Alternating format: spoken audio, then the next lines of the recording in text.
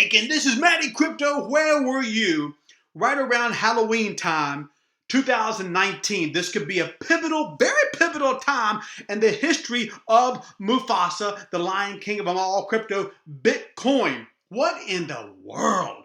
We're almost down 10% on the day, tickling 7,400 levels. Now, what's important to note about this? On the year-to-date average, we started the year 2019 right around 6,500, okay? We did a little tippy-tip down into right around $3,000, $3,200 per Bitcoin, which is ridiculous. I wish I would have had some duckies on the sideline to get in here and buy some BTC at this price. I dollar cost average all the time. Every week or two, I put what I can afford into BTC. I probably bought a little bit here, but I wish I could have had a higher position. But look, we went up and up and up and up, had a little parabolic thing starting about May, and we did a piggy peek right around the end of June. So we started off at 65, we dipped down to about 3,000, and then our high of 2019 was around 14,000. Now, why do I say that? Because here we are closing in on the fourth quarter of 2019, end of October, and we just took a 10% dive. Why? Why in the world would something so valuable as BTC, it's only becoming more scarce by the day, we got the halving coming up in May of 2020, why would something so valuable, there's something that's going to be much more valuable down the road, why would it go up to 14,000, dip down to 7,500, where do we go from here? Well, let's talk about this. So, over the last year, we've had a 50% reduction from the year to date. There's $14,000 highs down to 7,500.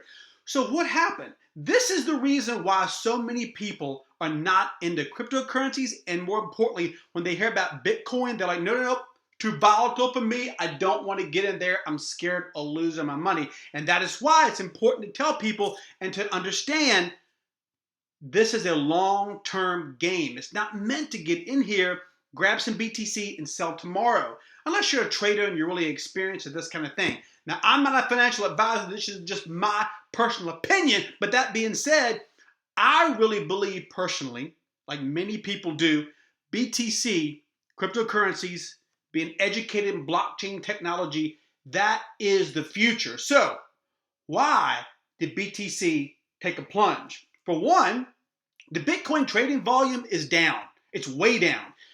Earlier this year, just a few months ago, this was trading at about $4 billion per day. All right. Right now, the Bitcoin trading volume is down to almost 200 million per day. That's a 20-fold decrease. Think about that. You're trading at 4 billion a day just a few months ago, and now you're down to 200 million. 4 billion to 200 million. 20-fold difference. That's huge when you're talking about trading volume. Also, Facebook, Mr. Zuckerberg here, is on Capitol Hill here in the US, all right?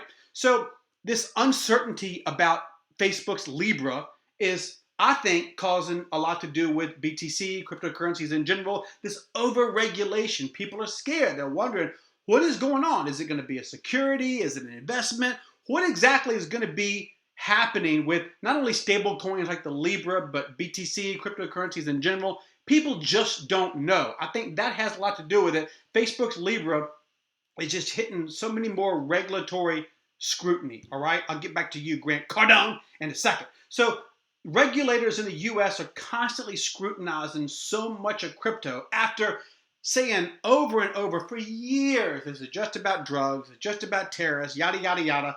Now, behind the scenes, it looks like tons of people in the U.S. and also all over the world, big regulators, banks, governments, they're taking a little peeky peek at crypto themselves and trying to get their toes wet, which is not surprising. But all the while, they want to regulate and regulate and regulate. So that is causing people to want to pull out. And a lot of people that were in Facebook's Libra, some of the head guys, they've actually pulled out of this. I've heard some of the founding members of Libra have pulled out. So, and Zuckerberg, what's up with this hairline, man?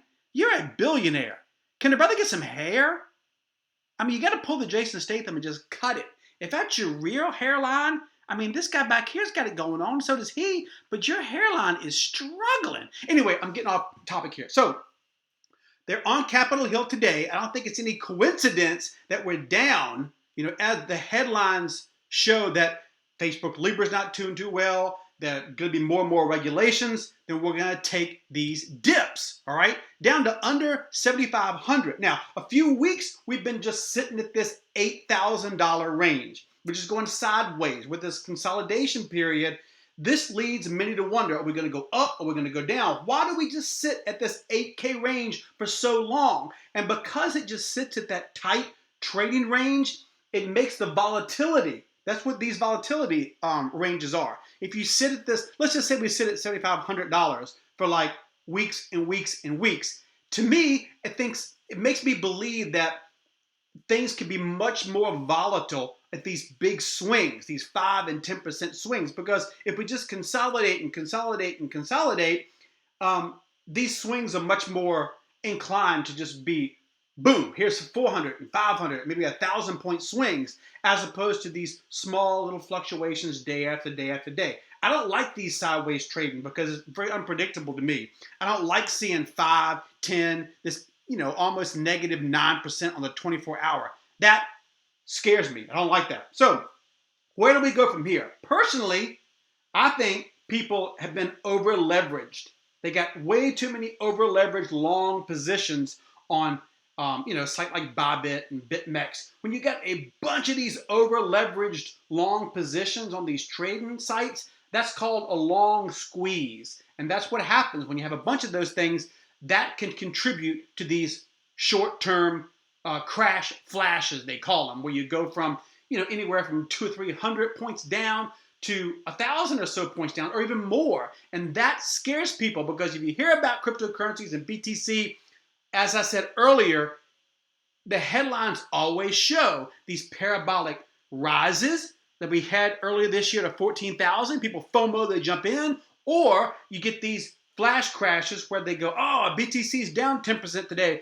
I would have lost my money, and people don't get into this. Going forward, blockchain technology has nothing to worry about.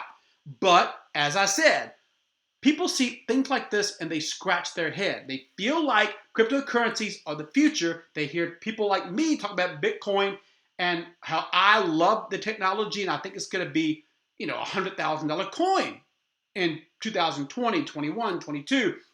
I believe that personally. You don't have to share that belief. But when you see things like this, crypto analyst calls as low as $300 Bitcoin cites lack of demand. I disagree, my brother.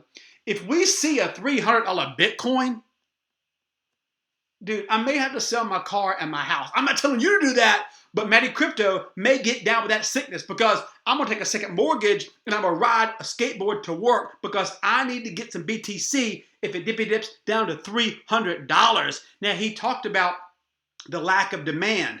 I don't see that. I don't see a lack of demand. I see people manipulating that market, these big players. Think about this when you talk about big-time players. There are 46 million millionaires. That's 46 million people on this planet are millionaires. The average of those have about 3 million. Some of those guys have a lot more, all right, billionaires and stuff. But if we have 46 millionaires in the world and we only have 18 million BTC, how much can that be gobbled up by these guys? How much is already gone? How much is already off the market? So the writing is on the wall. People understand, these millionaires, these smart, educated businessmen, they understand the technology with cryptocurrencies. They understand BTC. They are not going to let BTC fall to $300. Tony, you are smoking the crack pipe if you think it's going to go down to $300. That is ridiculous. But I value your opinion and I appreciate it. Now, on to other things. Bitcoin plummets to lowest levels since June as cryptocurrencies come under fire from Congress. I mentioned this earlier, and this is one of the reasons they cite this as well about the Mark Zuckerberg appearing before Congress. That's a really big deal, and I want to emphasize that one more time before I get up out of this hole.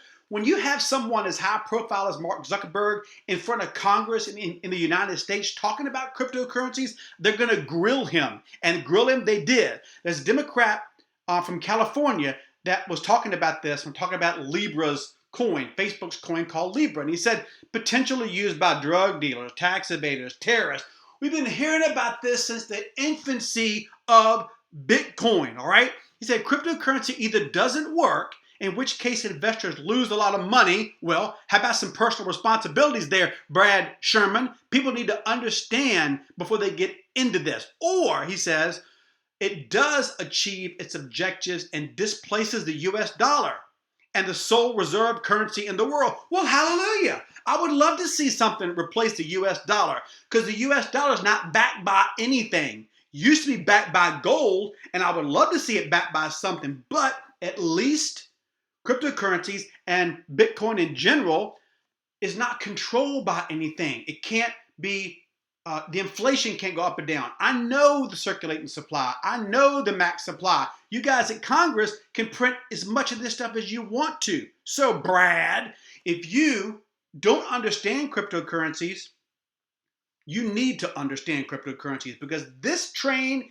is not stopping because of Congress or the US or Facebook or Mark Zuckerberg or anything else. We have too much regulation as it is. If you guys want to regulate the US dollar or other government stuff, fly into it. Bitcoin, cryptocurrencies, in my opinion, were actually created because of this. Okay, so this doesn't get me down. This makes me excited. I had friends of mine tell me today, Matty Crypto, are you a sad panda today that we're at $4,900 or $7,500?